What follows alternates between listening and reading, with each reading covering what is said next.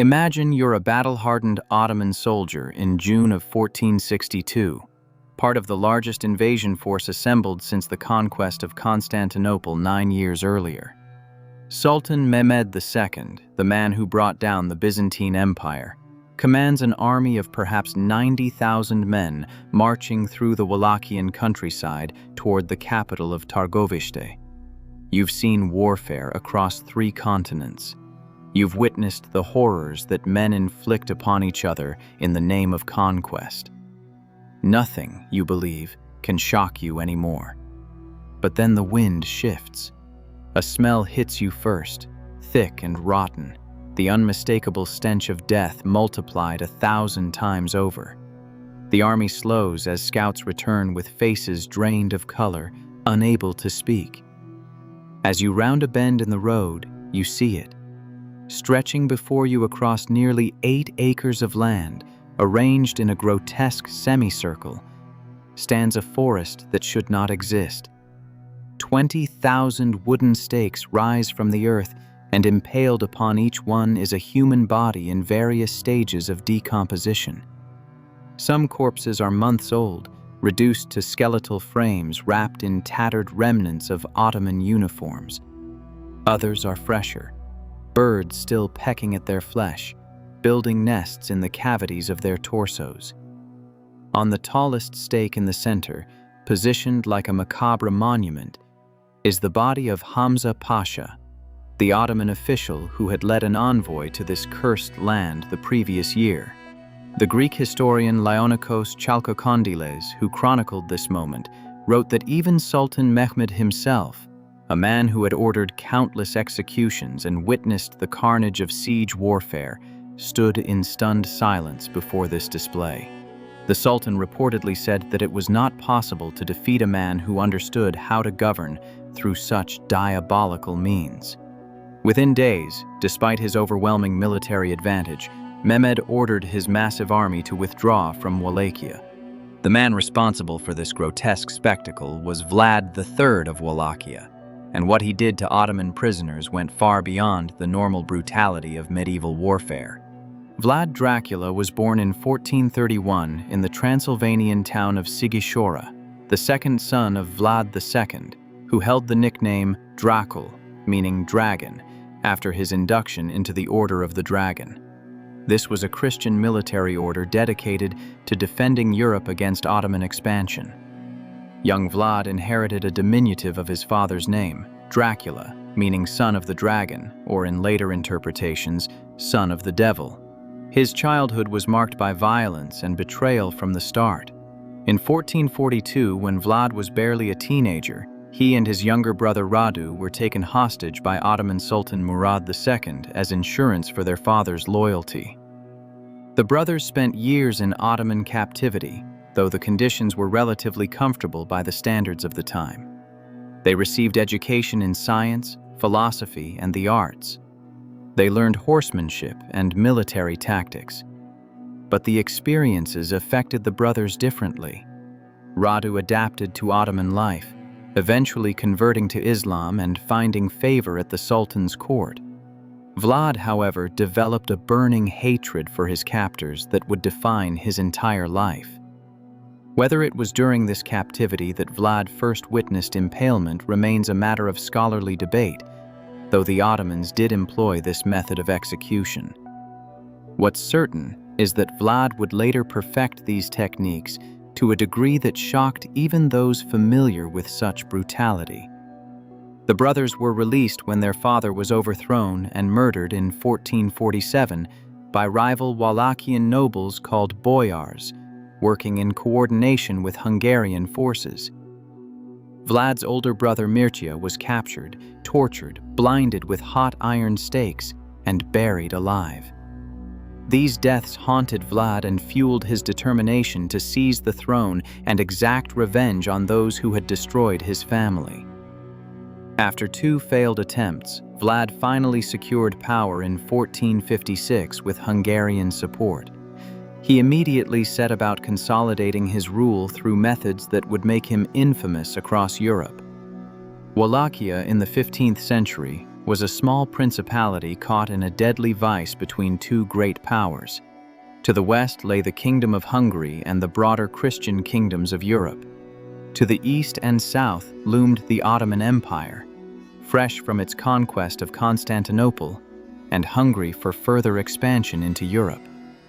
Wallachia occupied crucial strategic ground, a buffer zone that both sides wanted to control. The Ottomans demanded tribute from Wallachia, an annual payment of 10,000 ducats plus 500 boys to be trained as janissaries in the Sultan's elite fighting force. Previous Wallachian rulers had paid this tribute to maintain a fragile peace, but Vlad had different plans. The principality had suffered through decades of political instability. The throne changed hands constantly as rival branches of the royal family, backed by different factions of boyars, murdered and betrayed each other in endless cycles of violence. Between 1418 and 1456, Wallachia had seen more than a dozen rulers come and go, many of them dying violently. This chaos weakened the country and left it vulnerable to external pressure from both the Ottomans and the Hungarians. Vlad understood that to survive, he needed to rule with absolute authority and crush any potential rivals before they could organize against him. He also needed to send an unmistakable message to the Ottoman Empire that Wallachia would no longer submit to their demands. Impalement became Vlad's signature method of execution, and he perfected it into an art form of prolonged agony. The process was calculated to maximize suffering and create a spectacle that would terrorize anyone who witnessed it. The victim would be forced onto a wooden stake that had been carefully prepared. The stake was not sharpened to a fine point, which would have caused rapid death. Instead, it was rounded or blunted at the tip and greased with animal fat. This prevented the stake from immediately piercing vital organs. The stake would be inserted through the victim's rectum or vagina, sometimes through the mouth or other body openings. Guards would then raise the stake vertical and plant it in the ground. The victim's own body weight would cause them to slowly slide down the stake over a period of hours or even days. The rounded tip and the grease ensured that the stake would gradually work its way through the body cavity, pushing organs aside rather than immediately puncturing them. Victims often remained conscious for a significant portion of this ordeal, suffering unimaginable pain as the stake emerged from their shoulder, neck, or mouth. Vlad positioned impaled victims along roadsides, in town squares, and arranged them in forests of stakes that could be seen from miles away. The bodies were left to rot, attracting clouds of flies and carrion birds. The psychological impact was devastating. Enemy soldiers who saw these forests of impaled corpses knew exactly what fate awaited them if they were captured. This was warfare through terror, and Vlad wielded it with cold calculation. Contemporary accounts describe him dining among his impaled victims, seemingly unmoved by the suffering around him. Whether these stories are entirely true or partially embellished, they reflect the reputation Vlad cultivated as a ruler who operated beyond the normal boundaries of human mercy. One of the earliest recorded incidents of Vlad's treatment of Ottoman representatives occurred when the Sultan sent envoys to Wallachia to demand the delayed tribute payment.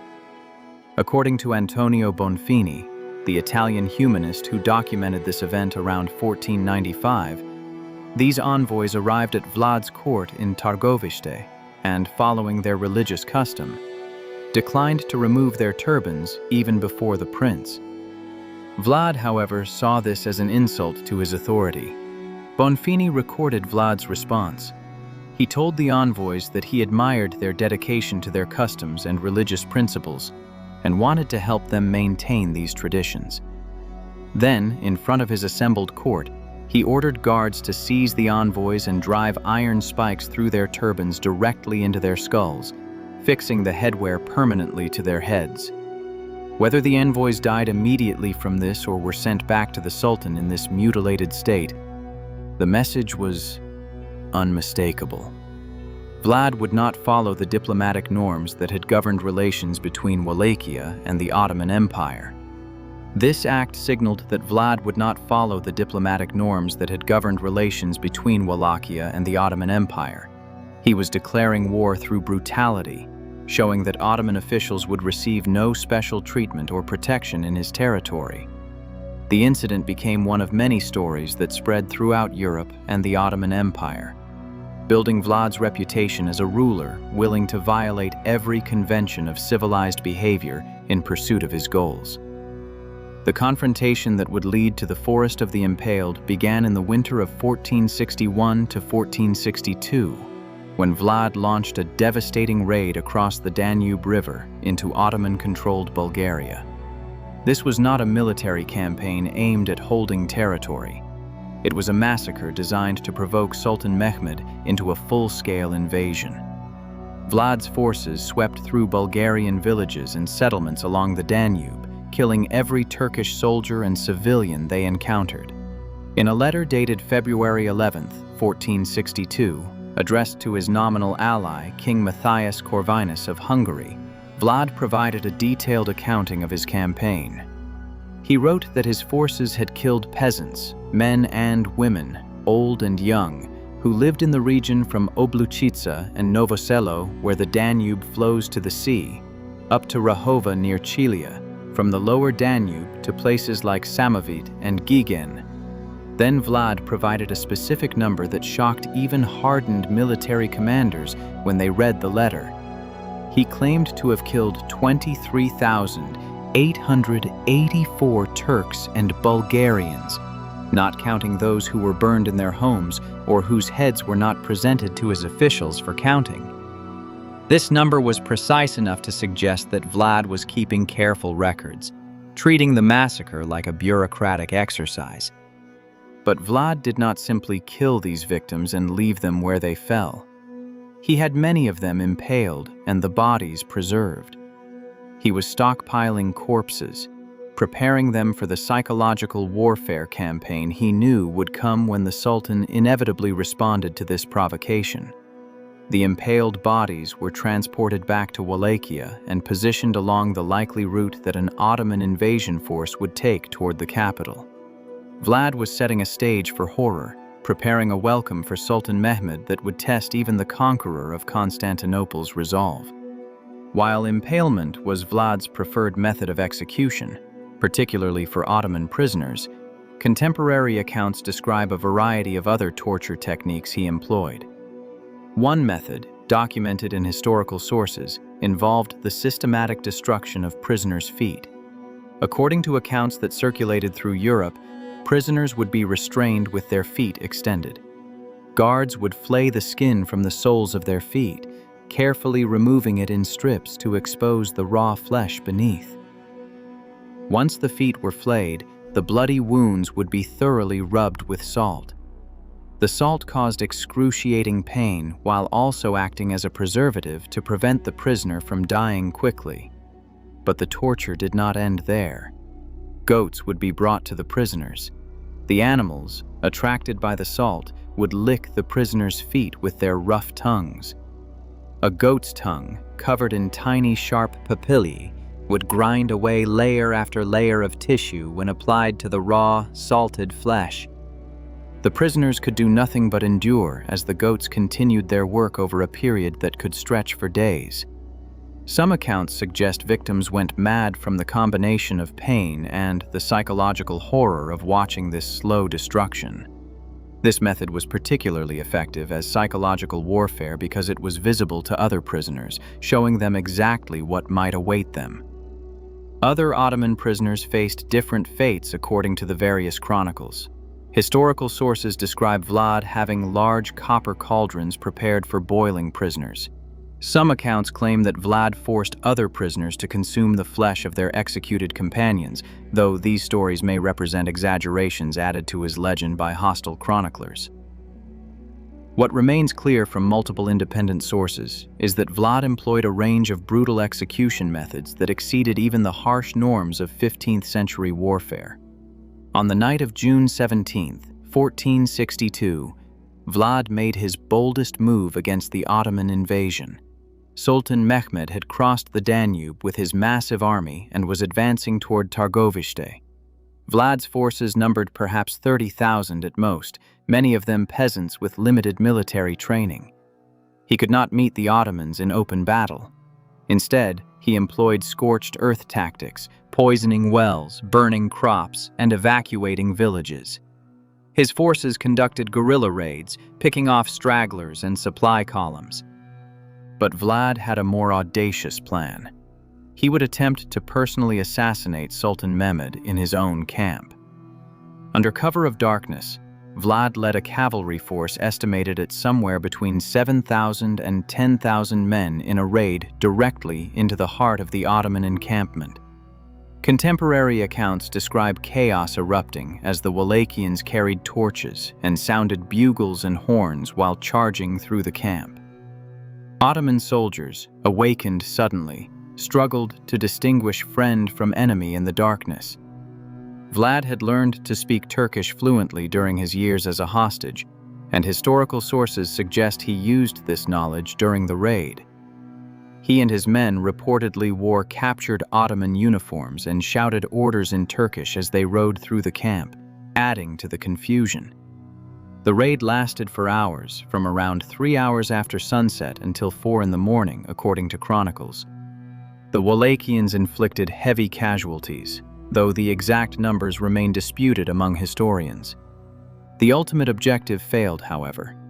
Vlad and his men attacked what they believed was the Sultan's tent in the darkness, but struck at the vizier's quarters instead.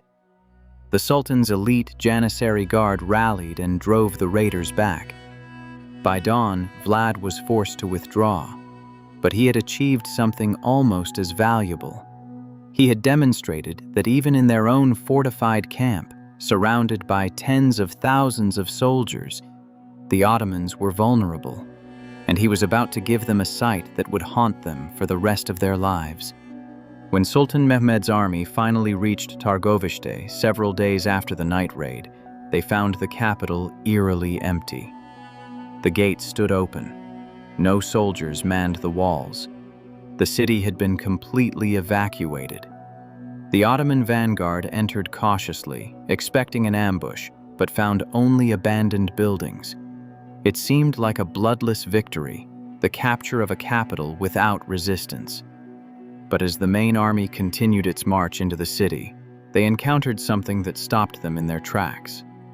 The road opened into a vast field, and there, arranged with deliberate precision, stood the forest of the Impaled.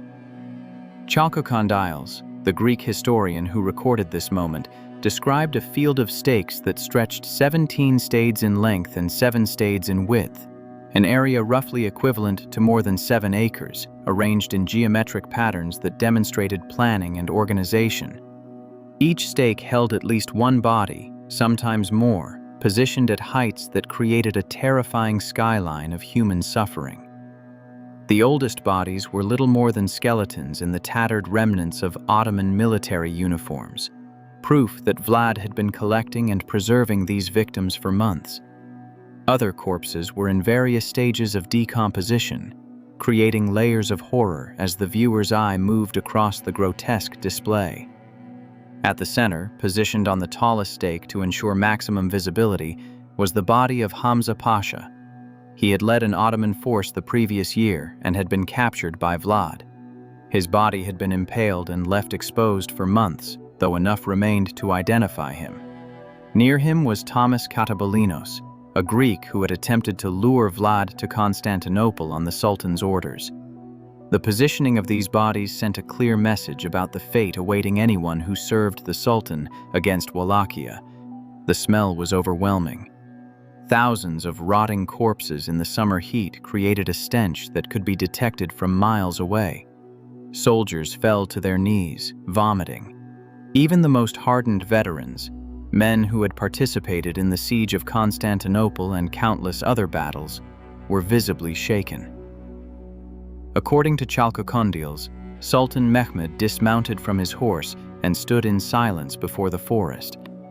He reportedly said that it was impossible to deprive a man of his country when that man had demonstrated such a diabolical understanding of how to govern and control his subjects through fear. The Sultan ordered his men to dig deep trenches around their encampment that night, fortifying their position against further attacks.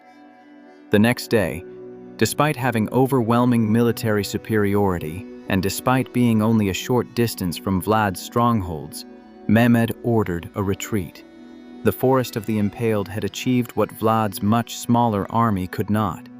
It had broken the will of an invasion force and sent them back across the Danube.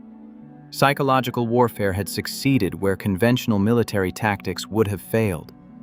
The Ottoman retreat did not mean Vlad had won the war. Sultan Mehmed left behind Vlad's younger brother Radu with forces and instructions to stir up rebellion among the Wallachian boyars. Radu, who had embraced Ottoman culture during his years as a hostage, proved effective at this task. He traveled through Wallachia, convincing the nobles that Vlad's scorched earth policies and brutal methods had destroyed the country. The boyars, already terrified of their ruler and resentful of his elimination of their traditional power, rallied to Radu. By late 1462, Vlad had lost the support of his own nobility. He fled to Transylvania seeking help from King Matthias Corvinus of Hungary, but the Hungarian king had him arrested instead. Most historians agree the arrest was based on forged letters that suggested Vlad was negotiating with the Ottomans, documents that Matthias likely used to justify keeping the money the Pope had sent for the anti-Ottoman campaign.